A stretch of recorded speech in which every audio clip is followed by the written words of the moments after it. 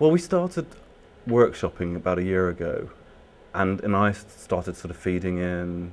sort of visual material into those workshops, and so it's been a sort of very gradual process trying to find a kind of language. I suppose, having read the books, I had kind of ideas um, in my head as to kind of how certain things might look, and then I just pulled together photographs and drawings, pictures from, I mean, historical reference, photographs from fashion magazines, um, wherever, and then it's just discussions with Nick Heitner and Giles, the set designer, and sort of eliminating stuff that doesn't seem to kind of gel, and kind of proceeding, developing the ideas that do. The Witches, for example, I mean, a lot of ideas for them came from fashion photographs mixed with kind of African tribal dress as well. We didn't want to do a kind of polar bear fur suit because it just seemed, to what was going on with the bear head and the claw was sort of saying it all. So I just wanted to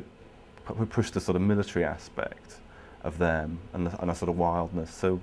they're wearing big leather coats that are sort of based on a military trench coat. So they have a sort of, a fantastical sort of quality, but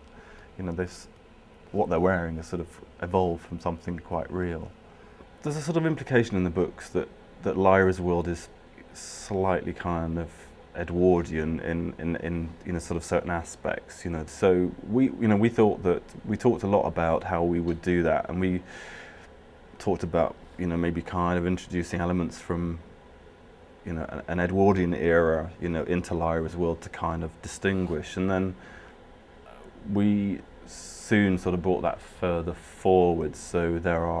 it's more, Lyra's world is kind of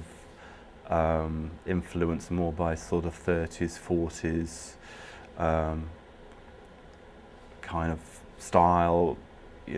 in a way, more so than an Edwardian, just because we didn't want to get too bogged down in period. After the designs are complete, there's a whole process of costing, so we have to kind of figure out how much